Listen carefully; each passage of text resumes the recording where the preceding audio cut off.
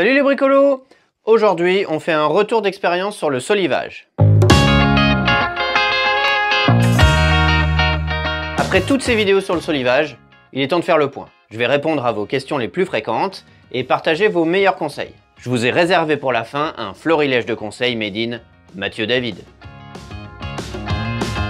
Vous êtes nombreux à m'avoir demandé combien de temps j'ai mis en tout pour réaliser le solivage. C'est assez difficile de répondre à cette question. Mais les vidéos que vous avez pu voir ont été filmées entre mi-juin 2020 et mi-septembre 2020. Oui, je sais, j'ai du retard dans le montage. Alors je vous rassure, j'ai pas passé 3 mois dessus.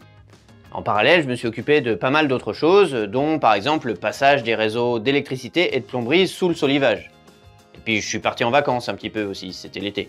En tout, je pense avoir mis l'équivalent de 3 à 4 bonnes semaines de travail.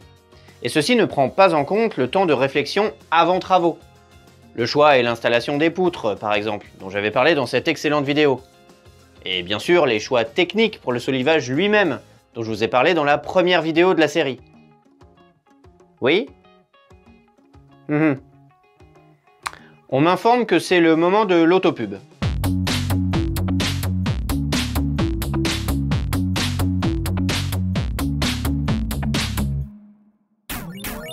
Partage la vidéo. Partage la vidéo, partage la vidéo, partage la vidéo, partage la vidéo, partage la vidéo, partage, abonne-toi. Voilà, ça c'est fait, on va pouvoir continuer. À l'origine, je voulais utiliser la technique des muralières pour faire mon solivage. Mais étant donné que mes murs sont constitués de pierres calcaires assez tendres maçonnées à la terre, j'avais peur que les muralières ne tiennent pas bien. Donc j'ai décidé d'empocher une solive sur 4 environ et de fixer les solives intermédiaires grâce à des chevêtres. Ce choix a eu des conséquences sur le temps de mise en œuvre, puisque la maçonnerie, c'est clairement ce qui m'a pris le plus de temps. Par exemple, j'ai mis presque 1 semaine à reboucher ce trou. Le mur était très abîmé à cet endroit et à chaque fois que je posais une pierre, il y en avait 2 qui tombaient, c'était l'enfer. En tout, j'estime avoir consacré entre 1/3 et la moitié du temps à la maçonnerie. Donc pour ceux d'entre vous qui se posent la question, les muralières, ça fait vraiment gagner du temps. Pour fixer les solives, j'ai décidé d'utiliser des sabots. Je ne regrette pas ce choix, par contre, j'avais demandé à des artisans quelle était la meilleure méthode entre les pointes et les vis pour fixer les sabots. Et ils m'avaient orienté vers les pointes. Pour eux qui ont l'habitude, les pointes leur font vraiment gagner du temps, mais pour moi, c'est pas vraiment le cas. C'est même plutôt l'inverse en fait. Là aussi, j'ai perdu du temps car j'ai commencé avec des pointes avant de me rendre compte que ça n'allait pas. J'ai donc dû commander des vis, attendre de me faire livrer pour reprendre le chantier. Si c'était à refaire, je prendrais des vis dès le début. La lame de ma scie circulaire n'est pas assez grande pour découper les solives en un coup. Au début, je faisais un trait de coupe d'un côté, puis je reportais ce trait grâce à une équerre sur l'autre face pour terminer la découpe. Ça engendrait pas mal de manipulations et était assez long. J'ai ensuite trouvé une autre technique beaucoup plus efficace. Je fais toujours le premier trait de coupe, puis je retourne la solive et place le rail en visant avec un œil à l'aplomb du trait de coupe que je viens de réaliser et je termine la découpe. Franchement, ça marche assez bien et c'est beaucoup plus rapide.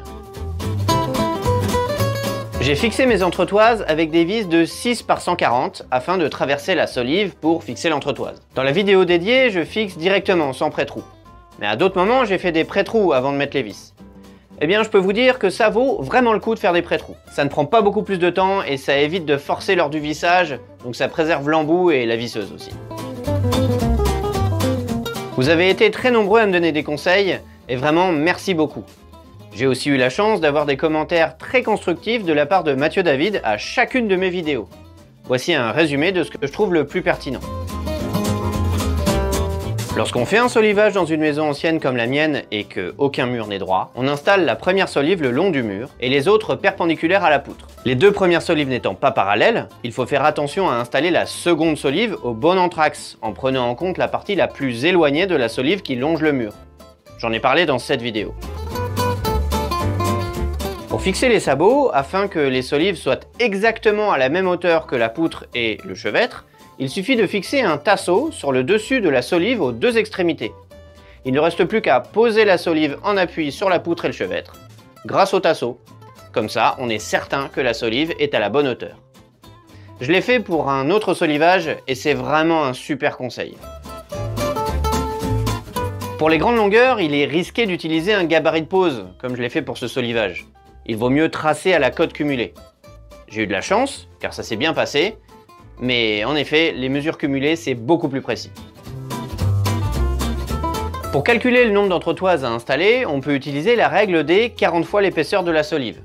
Avec un exemple, c'est plus simple à expliquer. J'ai installé des solives de 63 par 175. Elles font donc 63 mm d'épaisseur. Et 40 fois 63 mm, ça fait environ 2,50 m. Donc si la portée est inférieure à 2,50 m, on ne met pas d'entretoise.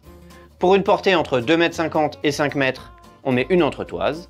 Entre 5 m et 7,50 m, deux entretoises, et ainsi de suite. J'espère que cette vidéo vous a plu. Si c'est le cas, n'oubliez pas les pouces en l'air, les commentaires et le partage. Partage. Et puis si vous le souhaitez, vous pouvez me soutenir sur Tipeee. Allez, à plus!